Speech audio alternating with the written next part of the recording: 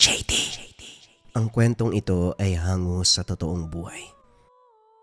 Mula ito sa isa nating kabayan na itago na lamang natin sa pangalang Gabo. Taong 1998, Murcia, Negros Occidental. Sa isang liblib na baryo sa bayan ng Murcia, Negros Occidental, nakatira ang mag-asawang sina Gabo at Aida. Si Gabo, 30 taong gulang nung mga panong ito, isang guro sa pampublikong paaralan. Tahimik, seryoso sa tungkulin, masikap sa paghahanap buhay, isang taong tinitingala ng mga estudyante, ginagalang ng mga kapitbahay. Sa kanya din nakasalalay ang kabuhayan ng kanilang munting pamilya.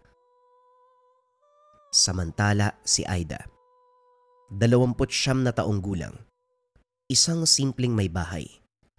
Hindi man nakapagtapos ng mataas na edukasyon, kilala siya sa baryo dahil sa hilig sa pagtatanim ng mga bulaklak. Halos palibutan ng makukulay na halaman ang kanilang bakuran. Mga rosas, gumamela at ilang-ilang na siyang nagbibigay ng bango sa paligid tuwing dapit hapon. Kasama nila sa bahay ang nakababatang kapatid ni Gabo, si Simon, 20 taong gulang. Bagong graduate mula sa kolehiyo at wala pang permanenteng trabaho, kaya pansamantalang nakikitira sa kanyang kuya. Malaki ang tulong ng presensya ni Simon, hindi lamang sa gawaing bahay. Higit sa lahat, merong nakakasama at nakakausap si Aida, lalo na kapag nasa paaralan si Gabo. "Simon, pakikuha nga ng timba para madiligan ko yung mga bagong tanim," wika ni Aida. "Ate, ang ganda ng hardin mo ha. Parang mas buhay ito kumpara noon," tugon ni Simon. "Alam mo Simon, pakiramdam ko, malapit na kaming mabiyayaan ng anak ni kuya mo eh. Matagal na naming pinagdadasal yun eh." Mahigit 4 na taon na nang kinasal si Gabo at Aida, ngunit hindi pa sila nabibiyayaan ng anak. Gabi-gabi bago matulog, sabay silang lumuluhod sa harapan ng maliit na altar na yari sa kahoy at kandilang puti. Iisa ang laman ng kanilang mga dasal na sana ay bigyan sila ng isang munting anghel. Sa baryo na pinagmulan nila, ang pagkakaroon ng anak ay hindi lamang tanda ng biyaya, ito ay sagisag ng ganap na pamilya.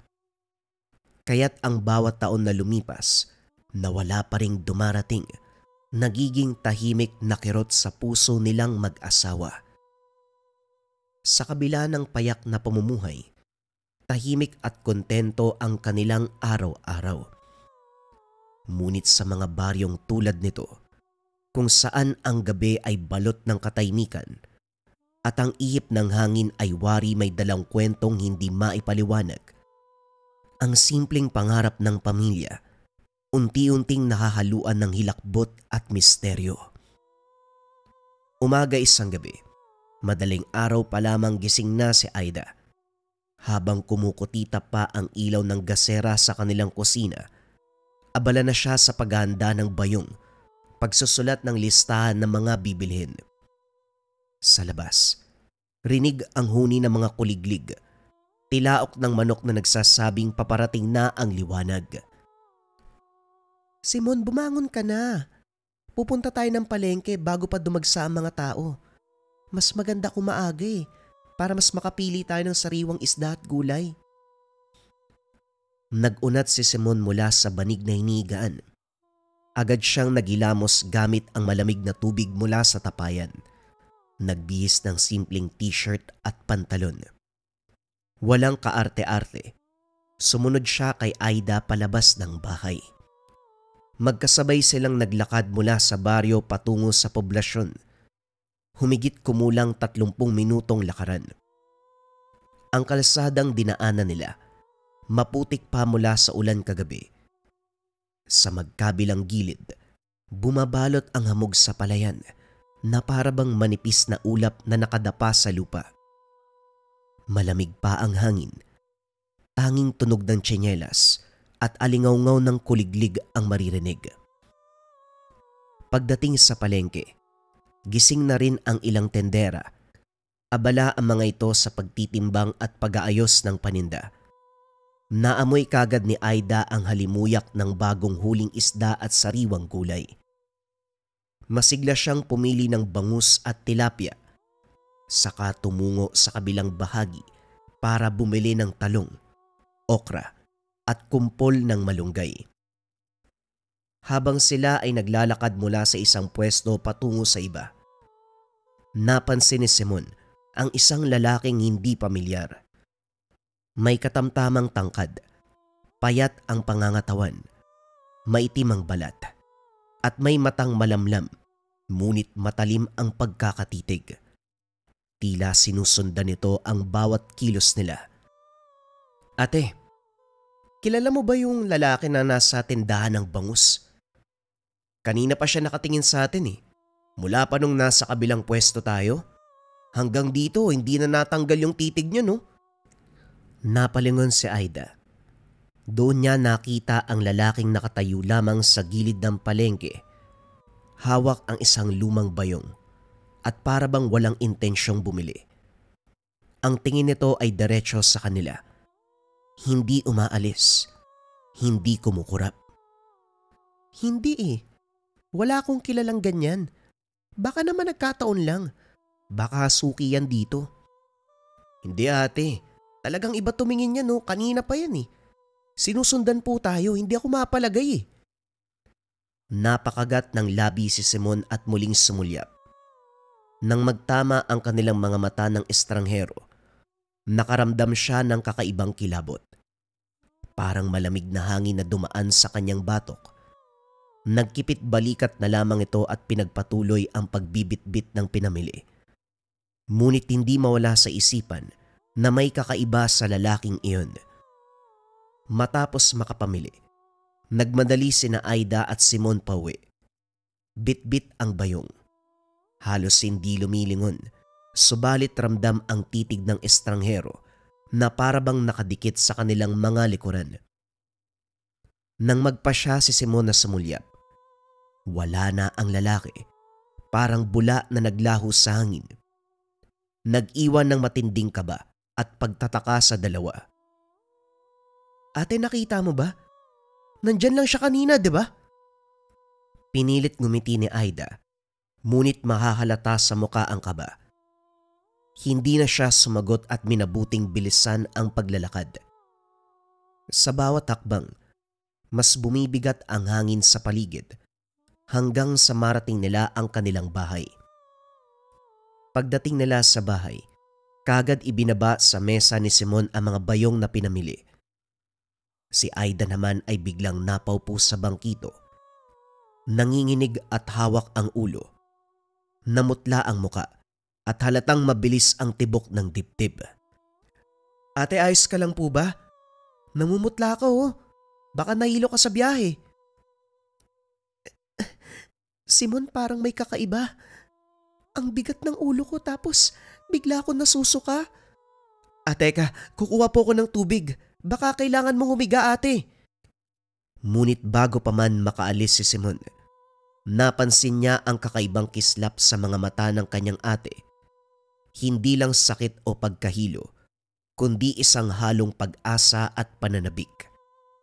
Biglang bumalik sa isipan ni Aida ang mga panahon na umaasa silang mag-asawa.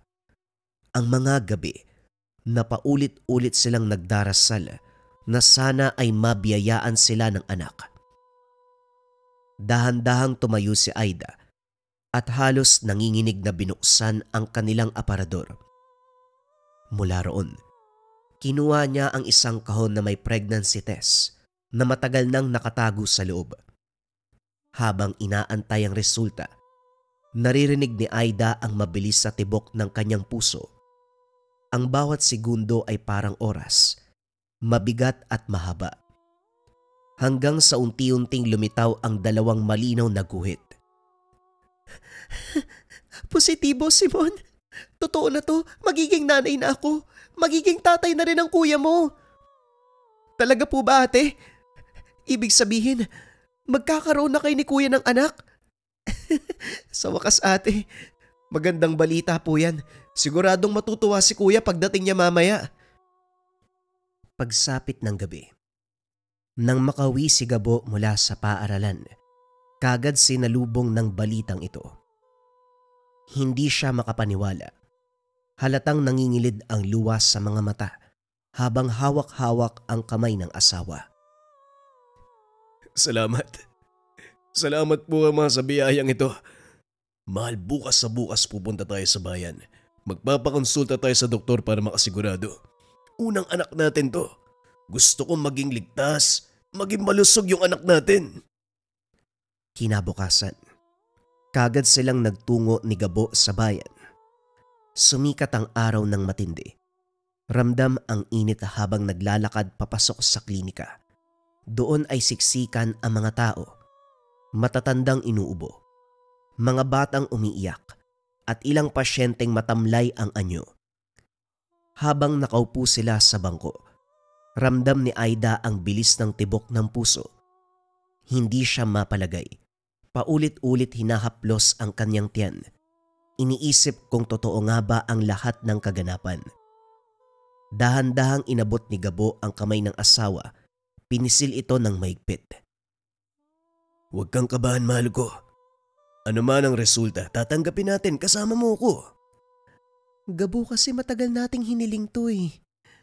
Pero hindi ko alam. May kaba akong nararamdaman eh. Hindi ko maipaliwanag. Ilang minuto pa ang lumipas bago muling bumukas ang pinto ng klinika. Lumabas ang doktor. Hawak ang papel. Sa kanyang muka ay banayad ang ngiti. Maganda ang resulta, Mrs. Kumpirmado, may bata sa iyong sinapupunan. Parang tumigil ang oras para kay Aida. Napaluha. Napahawak sa tiyan na parabang ayaw niyang bitawan. Maraming salamat po. Maraming salamat po. Maigpit siyang niyakap ni Gabo. Tila ba ayaw pakawalan. Nangingilid ang luha. Dama ang sobrang tuwa sa boses. Aida, sa wakas, natupad na rin ang pangarap natin. Magiging ganap na tayong mga magulang. Bago umalis ang mag-asawa, binigyan sila ng doktor ng ilang bitamina at gamot para sa pagbubuntis. Pangpatibay ng dugo, pampalakas ng katawan at resistensya ni Aida. Maigpit ang bilin ng doktor na huwag magpagod si Aida at laging mag-ingat sa kanyang kalusugan. Ingatan ang sarili. Misis ha, doble ang pag-iingat. Unang anak nyo yan. Sundin nyo ang lahat ng payo ko. Inumin ang mga gamot sa tamang oras. Hawak-hawak ang reseta, maging ang ibang gamot habang palabas ng klinika. Sa kanilang mga mata, bakas ang pananabik at bagong simula ng munting pamilya. Mabilis na lumipas sa mga buwan. Sa unay maayos ang lahat. Masigla, maalaga si Gabo, at laging nakabantay si Simon. Ngunit nang sumapit ang ikalawang bahagi ng pagdadalang tao, lalo na sa ikawalong buwan, nagsimula na ang mga kakaibang pangyayari na tila sumasalamin sa mga kwentong kinakatakutan sa kanilang baryo. Hating gabi, habang mahimbing na natutulog si Gabo, biglang nagising si Aida. Unay inakala niyang bunga lamang ng kanyang pag-iisip ang lahat. Isang kakaibang huni na sumisingit sa katahimikan ng gabi. Subalit habang pinapakinggan, mas lalong tumindi at humaba.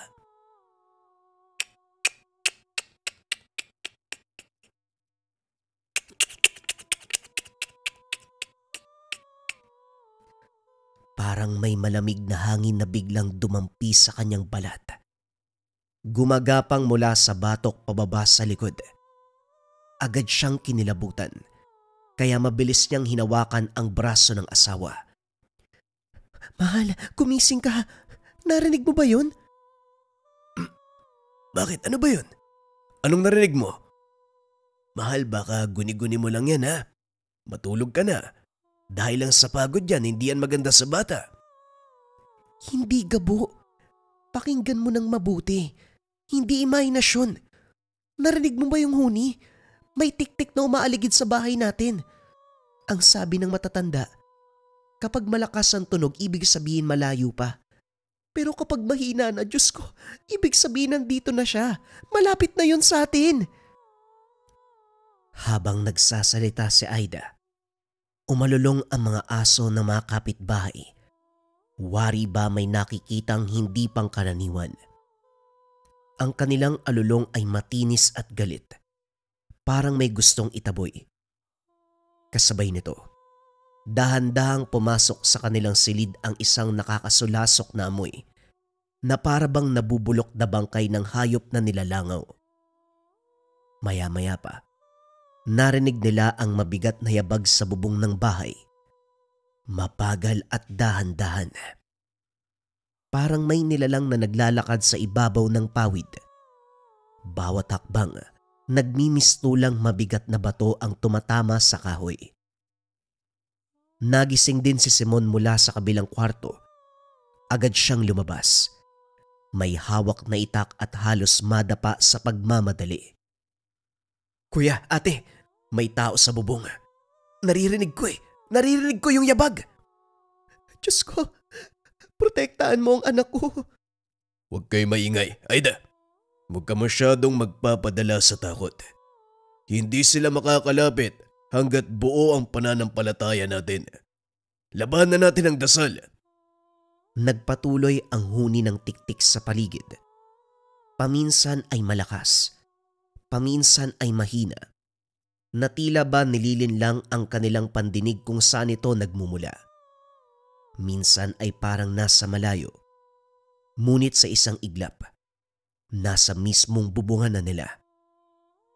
Buong magdamag ay hindi sila nakatulog. Si Simon ay nakabantay sa pintuan. Ang mga daliri ay naninigas sa pagkakahawak sa itak. Si Aida ay nakahiga, nanginginig. Paulit-ulit na hawak ang tiyan. Habang si Gabo naman, nakaupo sa gilid ng kama, maigpit ang hawak sa kamay ni Aida, pilit itong pinapakalma. At sa dilim ng gabing iyon, batid nilang hindi pa ito ang huli. Ang huni ng tiktik ay babalik. At sa bawat pagbabalik, mas lalong titindi ang kanilang kinakatakutan. Pagsapit ng umaga, hindi na nagdalawang isip pa si Gabo. Sa gitna ng kaba at takot sa mga nangyari kagabi, nagpa siya na dali ng asawa sa isang albularyo. Kasama ang kapatid na si Simon, maaga silang gumayak. Magkasamang tinahak ang masukal na daanan papunta sa kabilang baryo. Doon nakatira si Aling Isabel, isang matandang albularyo. Kilala dahil magaling itong manggagamot hindi lamang sa Murcia, kundi maging sa mga karatig na bayan. Marami na siyang natulungan. May mga sakit na hindi maipaliwanag ng doktor, mga inaalihan ng sumpa, at mga pamilyang biniktima ng mga nilalang na hindi nakikita ng karaniwang mata. Pagdating nila sa lugar, kagad silang sinalubong ng kakaibang amoy. Insenso, tuyong dahon, at usok na parang galing sa sinunog na yerba. Ang paligid ng maliit na kubo, napapalibutan ng mga halamang gamot. Habang sa loob, makikita ang samot-saring bote ng langis, mga anting-anting at nakasabit na bawang sa dingding. Si Aling Isabel ay nakaupo sa papag, balot ng kumot ang kanyang payat na katawan. Hawak ang isang tasa ng mainit na salabat. Malalim ang kanyang mga mata, ngunit nakikita niya ang higit pa sa panlabas na anyo. Magandang araw po, Aling Isabel. Magandang araw din sa inyo. Halik kayo, pumasok kayo. Anong maitutulong ko? Umupo sila sa harapan ng matanda. Halos hindi makatingin si Aida. Nanginginig at hawak ang kanyang tiyan. Si Gabo ang nagpaliwanag ng lahat. Ang huni ng tiktik kagabi. Ang mabahong amoy na dumadaloy sa kanilang silid.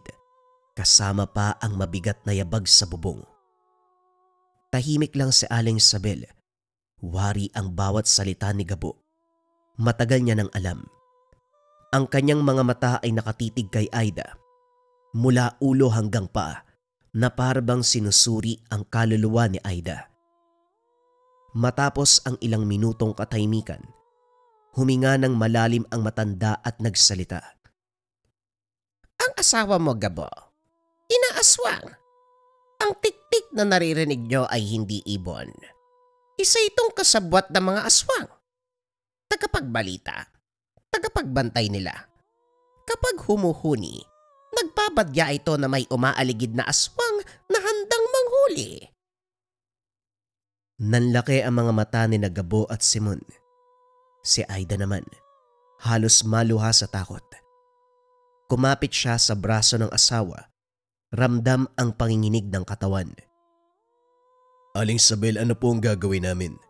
Paano namin mapoprotektahan si Aida at ang bata? Matagal na naming hinihiling na magkaroon ng anak. Hindi ko hahayaang may mangyari sa kanila.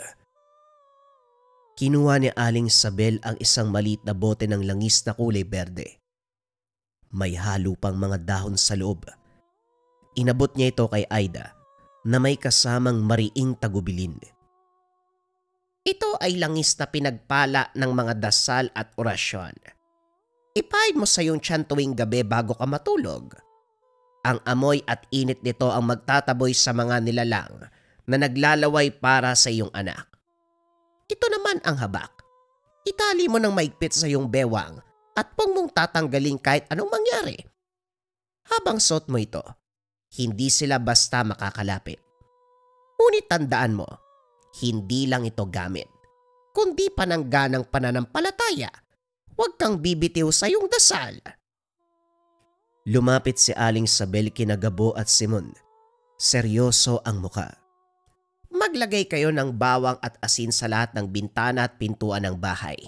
Sabuyan nyo rin ng kaunting langis mula sa ibinigay ko sa inyo. Huwag kayong mag-iiwan ng kahit maliit na siwang sa bubong o dingding. Tandaan ninyo, kapag nakahanap ng butas ang tiktik, doon siya sisilip. Pipilitin niyang sumuot doon. Kapag gabi, siguradong babalik siya. Huminto siya sandali. Tinitigan sila ng mariin. Pero huwag kayong mataranta. Sa halip maghanda kayo ng itak o gulok. Huwag kayong matutulog ng sabay-sabay. Dapat merong isang gising at nagbabantay. Magsabit din kayo ng buntot pagi sa pintuan. Kapag lumapit ang aswang, masusugatan ang balat niya sa buntot na yon. Para sa kanila, isa yan sa mabisang panlaban. Bandang 6:00 ng gabi nang makauwi sila, sinunod ang lahat ng bili ni Aling Isabel. Si Simon ang naglagay ng bawang at asin sa bawat bintana, sa ibabaw ng pintuan, maging sa ilalim ng kama ni Aida. Si Gabo naman ay naghasa ng itak. Mariin ang kanyang tingin sa bawat sulok ng kanilang tahanan na para bang may inaantay na umatake. Samantalang si Aida, bagamat nanginginig ang mga kamay, maingat na ipinahid ang langis sa tiyan. Habang nakaiga siya, pumikit ng mariin, tahimik na nagdasal. Diyos ko, protektahan mo kami. Protektahan mo ang anak ko. Makaraan ng ilang gabi muli silang bumisita kay Aling Isabel. Hindi pa rin mapalagay si Aida kahit lagi niyang suot ang habak at maingat na pinapahid ang langis sa tiyan tuwing gabi. Para bang hindi ito sapat upang patahimikin ang bigat na bumabalot sa kanya. Sa bawat sulok ng bahay, pakiramdam niya ay may malamig na hangin na dumadaloy. May matang nakasilip. Nag-iintay lamang ng tamang oras upang umatake. Isang gabi, mahimbing na nakatulog si Aida at sa kanyang panaginip, agad siyang binalot ng nakakapangilabot na tanawin. Nasa gitna siya ng isang madilim na kagubatan. Walang kasunod na ingay kundi ang ugong ng hangin, malakas na tibok ng kanyang puso. Ang mga puno ay matataas. Nakayuko, na animoy nakamasid lang sa kanya. At mula sa kailaliman ng dilim, unti-unting lumitaw ang isang nilalang. Ang anyo nito ay kasuklam-suklam. Mahaba ang dila. Matutulis ang mga kuko na kumikislap sa ilalim ng buwan. At ang mga matang pula, nagliliyab na parang apoy. Ibigay mo sa akin ang bata. Akin na siya. Huwag mong galawin ang anak ko, maawa ka. Habang papalapit ang nilalang, bawat yapak nito ay parang dagungdong sa lupa. Umaalog ang mga ugat at dahon. Pilit gustong kumilos ni Aida, ngunit nanigas ang buong katawan. Wala siyang tinig, wala ring magawa. At sa kanyang harapan, inilabas ng nilalang ang napakahabang dilang madulas. Malamig at parang ahas, ipinasok ito sa kanyang tiyan. Ramdam ni Aida ang malamig na dila na gumagapang sa kanyang balat. Tila ba libo-libong karayom ang sabay-sabay na tumutusok. Napasigaw siya sa tindi ng sakit at takot. Doon siya nagising. Pawis na pawis. Mabilis ang paghinga at halos mawala ng boses si Aida. Gabo, may nakapasok. Nakapasok siya dito. Kagad bumangon si Gabo. Kinuha ang lampara sa tabi ng kama at inangat. Ang dilaw na liwanag, gumuhit sa bawat sulok ng silid. Anong nangyayari, mahal? Nananaginip ka lang yata. Hindi ako nananaginip, Gabo. Totoo ang sinasabi ko. Sa liwanag ng lampara, doon nila napansin na nakabukas ang bintana ng kanilang silid. Ang kurtina'y pumapagaspas sa malamig na hangin at sa sahig may naiwan pang mga bakas ng putik. Hindi to bakas ng normal na paa, kundi parang bakas ng hayop na mahaba, may matutulis na dulo, nakaukit ng malalim sa lupa. Napatitig si Aida kay Gabo. Nanginginig sa takot, halos hindi makahinga. Si Gabo naman ay mariing nakahawak sa lampara. Pilit pinapakalma ang asawa kahit ramdam niyang nanlalamig din ang katawan. Biglang bumukas ang pintuan at sumilip si Simon. Dala-dala ang kanyang itak. Handa ng sumugod. Kuya, ate, narinig kong sigaw. Anong nangyari? Nagulat ako sa sigaw ng ate mo. Akala ko panaginip lang pero tignan mo. Bukas ang bintana. Halatang may dumaan dito. At hindi lang yun basta tao. Nagkatinginan silang tatlo. Walang imik habang nasa labas ng bahay. Muling umihip ang malamig na hangin. Ang katahimikan ng gabi ay nagmistulang may dalang babala na hindi pa tapos ang lahat. Ang kanilang kinakatakutan, nagbabadya ng mas matinding panganib. Makalipas ang isang gabi, bumalik na sa dating ritmo ang bayan ng Murcia. Maaga pa lang ay abala na ang mga tao sa palengke. Maririnig ang tawanan at sigawan ng mga nagtitinda ng isda at gulay. Amoy ang halimuyak ng bagong huli. Tanaw ang mga batang masiglang nagtatakbuhan sa gilid ng kalsada. Para sa marami, isa lamang itong karaniwang araw. Ngunit para kina Gabo, Aida at Simon, hindi na ito kailanman magiging ordinaryo. Sa paggising nila, kagad naramdaman ang bigat sa dibdib. Isang hindi maipaliwanag na kaba.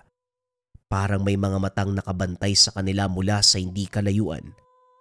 Tahimik na nagbabantay, nag-aabang ng tamang sandali. Habang nagbubungkal ng lupa si Gabo sa kanilang maliit na hardin, napansin niya, mas madiin kaysa dati ang kapit sa hawak na gulok. Ang dating gawain na nagpapakalma sa kanya, ngayon ay puno ng tensyon. Bawat pagsuksok ng dulo nito sa lupa, may kasamang kaba na bigla na lang may lilitaw mula sa ilalim o mula sa anino ng mga puno. Kung sakali mang babalik sila, hinding-hindi ako uurong. Si Aida naman ay nakaupo sa bangko. May pilit ng ngiti sa labi habang pinagmamasdan ang asawa sa hardin. Ngunit halatang hindi siya mapakali. Ang kanyang mga mata ay palaging sumusunod sa bawat paggalaw ng dahon at bawat ihip ng hangin. Para bang anumang oras, may lilitaw na panganib mula sa mga sulok ng bakuran. Gabo, Simon, hindi ko alam kung ako lang ha, pero parang may nakatingin sa atin eh. Kahit na mataas pa ang sikat ng araw, nararamdaman ko sila. Pinagmamasdan tayo. Samantalang si Simon, tahimik na nakatayo malapit sa pintuan.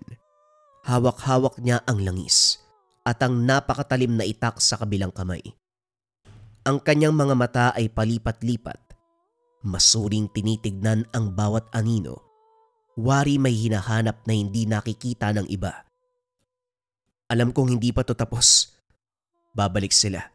Hindi lang tayo ang punterya nila. Nakamasid lang sila sa tabi, nag-aantay ng tamang pagkakataon.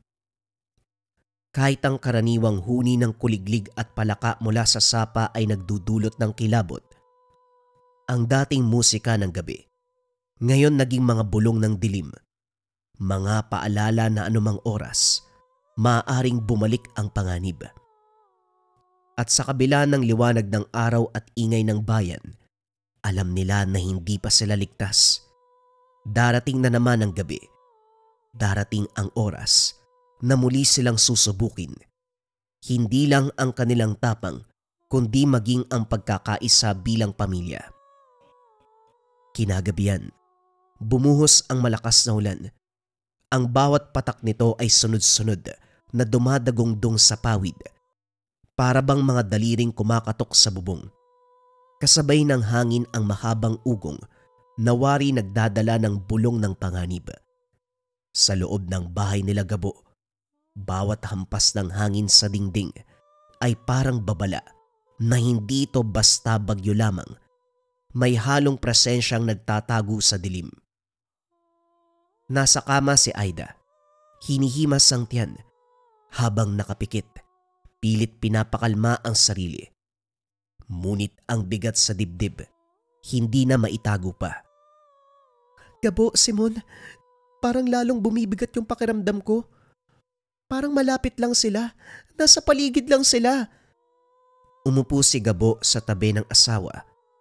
Pinisil ang kamay nito ng maigpit.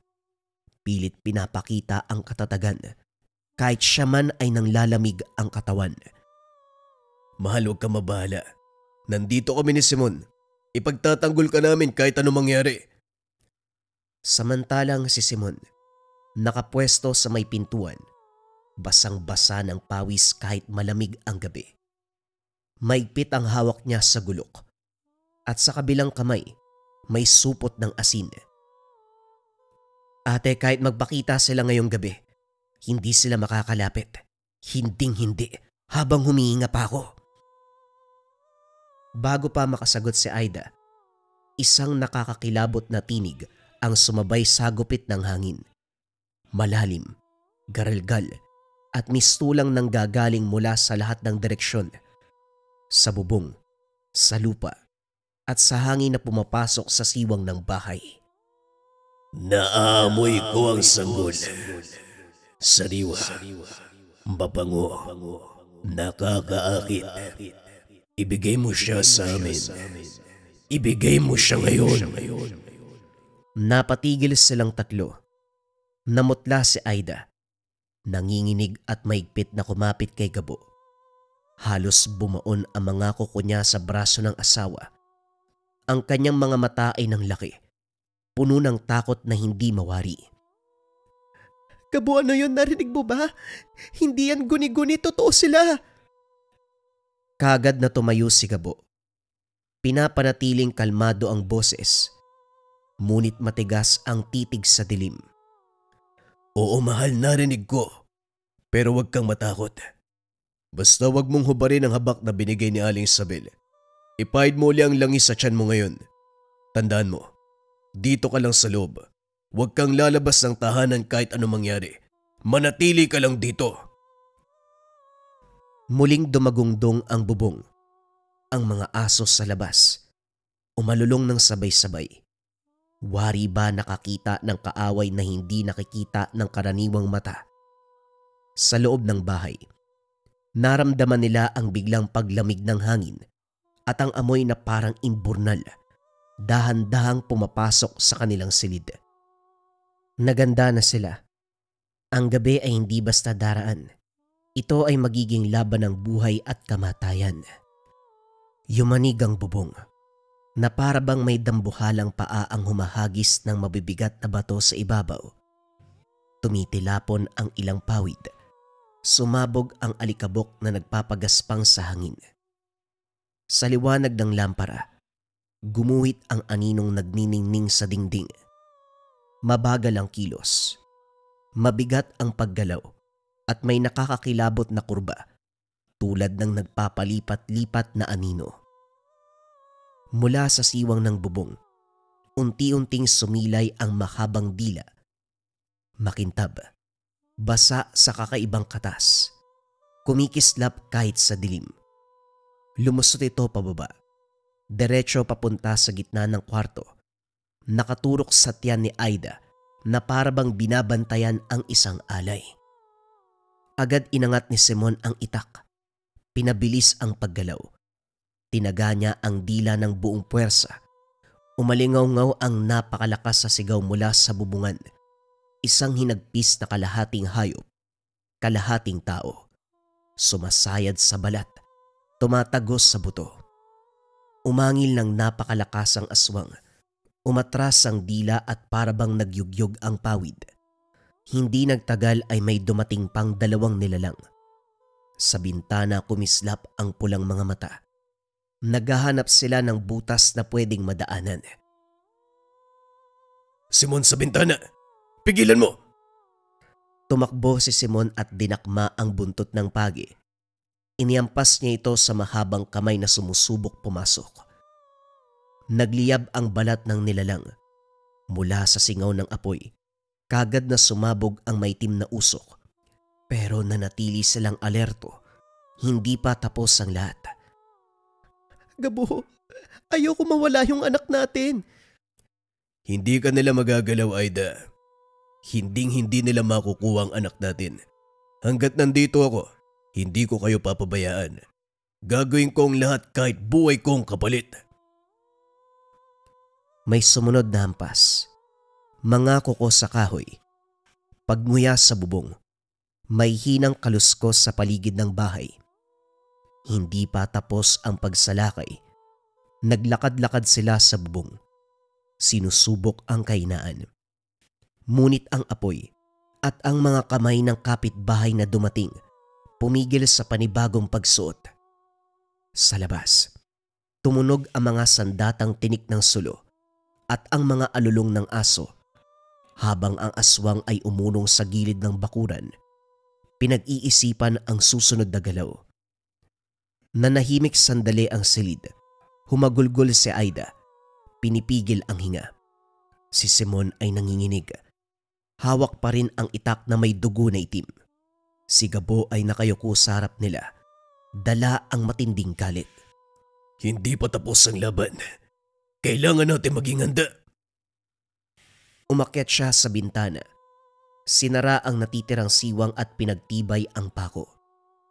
Habang ginagawa ito, ramdam nilang nagmamasid pa rin mula sa dilim ang mga mata na hindi naglalaho.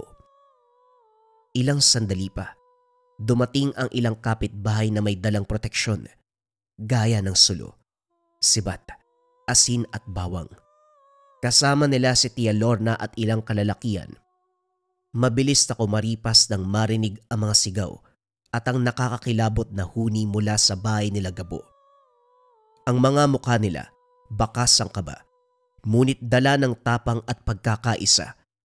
Handa silang sumaklolo. Mabilis silang pinalibutan ang bahay. Nakataas ang mga sulo at sibat. Ang liwanag ng apoy ay nagmistulang pader na umahawi sa dilim. Sumasalubong ang malalakas na iyaw mula sa mga aswang. Ang kanilang mga anino, naglalaro sa paligid. Gumagalaw na parang mga hayop na nag-aabang ng tamang oras upang umatake. Ngunit nang dumikit ang init ng apoy at kumalat ang amoy ng bawang, nagsimulang umatras ang mga nilalang. Ang kanilang mga sigaw naging malalakas sa dagundong. Tumatagos sa pandinig ng lahat. Isa-isang naglaho ang mga mata sa dilim hanggang sa ang langit ay muling naging tahimik. Naiwan ang usok ng mga sulo at ang mabibigat na paghinga ng lahat. Si Simon ay halos bumigay ang tuhod. Napasandal sa dingding habang maigpit na hawak ang itak. Kuya, tapos na po ba? Umatras sila, pero hindi ibig sabihin nun wala na sila. Ilang araw matapos ang nakakatakot na gabi, nagsimulang sumakit ang tiyan ni Aida. Unay banayad lamang, ngunit hindi nagtagal, naging matindi ang bawat kirot. Gabo mahal, hindi ko na kaya ang sakit. Parang lalabas na ang anak natin kahit anong oras man ngayon. Nagulat si Gabo. Kagad itong lumapit. Nanginginig ang kamay habang hinahaplos ang likod ng asawa. Simon, pumunta ka sa sentro at tawagin mo ang komadrona. Parang manganganak na ang ate mo. Mag-iingat ka. Sa gitna ng malakas na ulan, tumakbo si Simon sa madilim na kalsada. Halos madulas sa putik. Kahit ganun, hindi niya ito alintana. Pagdating sa sentro, kagad nahanap ang komadrona. Pinaliwanag ang sitwasyon. Makalipas ang halos isang oras, bumalik siya kasama ang komadrona at isang katulong na may dalang gamit. Pinunasan nila si Aida. Inayos ang higaan. Inihanda ang mga kagamitan para sa panganganak. Ang bawat sandali ay puno ng kaba at sigaw. Mariing hawak ni Gabo ang kamay ng asawa. Hindi bumibitaw kahit nanginginig siya sa takot.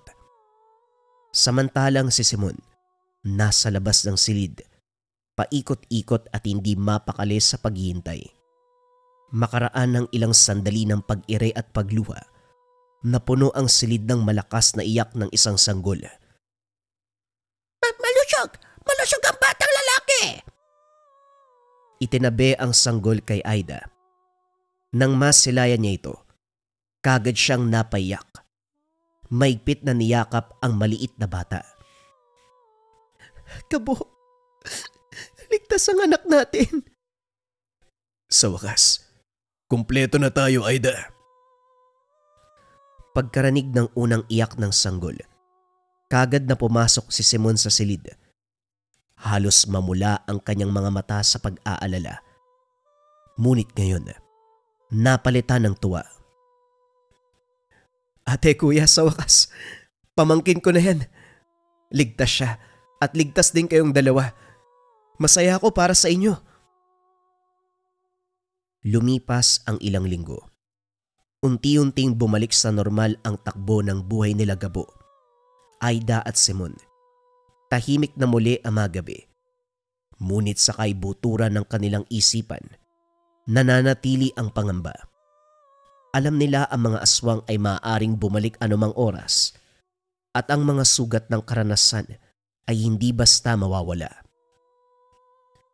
Isang umaga habang nag-aayos si Gabo ng mga papeles para sa paaralan, dumating ang balitang magbabago ng kanilang kapalaran.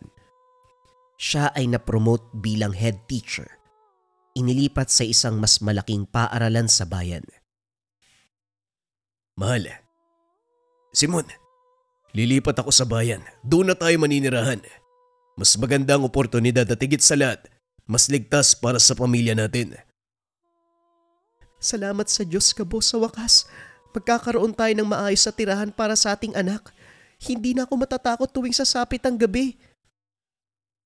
Kuya, ate, makakasama pa rin ba ako? Hindi niyo ba ako iiwan? Siyempre naman kasama ka, Simon.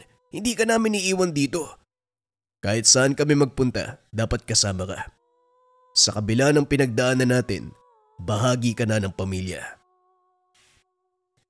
Yun na ang nangyari. Iniwan nila ang baryo.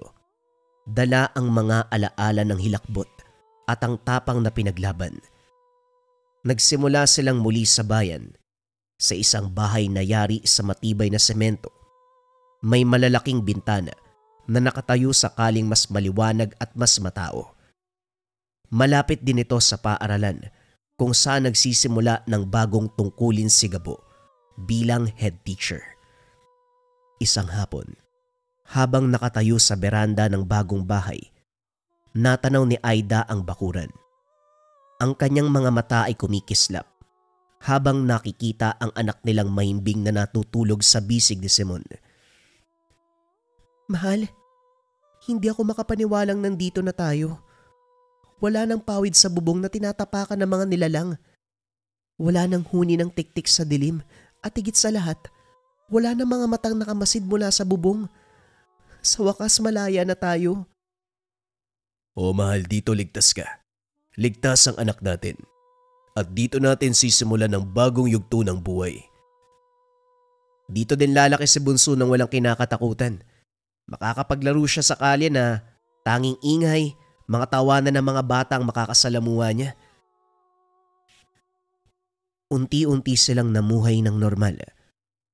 Ang dating gabi ng kaba, alulong ng mga aso, napalitan ng tunog ng jeep na dumaraan, sigawan ng mga nagtitinda sa kanto.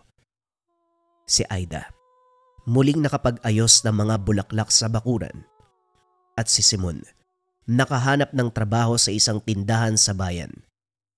Sa bawat araw na lumilipas, unti-unting naghilom ang kanilang takot sa isang nilalang na bumulabog sa kanilang buhay. Ito ay istorya ng isang ama na buong pusong lumaban sa isang nilalang, ang brutal na aswang. Mga kabayan, wow! Nandito na ang pabasa, pamana at basbas. Para sa mga umorder nung September 1 to September 5, ito yung marireceive ninyo. I-unbox natin siya ngayon. Okay? At good news para sa mga gustong umorder, available to uli ngayong October 1 hanggang October 5. Pero hanggang 50 pieces lang. Kung ano mauna, October 1 to October 5 or kung naubos yung stocks na 50 pieces. Kaya interesado ka, antayin mo sa website natin www.lekamerchandise.com. Sa website lang to available. Pakita ko sa inyo kung anong laman. Angas nito, unboxing. ASMR. Okay, buksan natin. Ganyan pa nila yan eh. Wow! Sobrang safe. Ang daming bubble wrap. ASMR.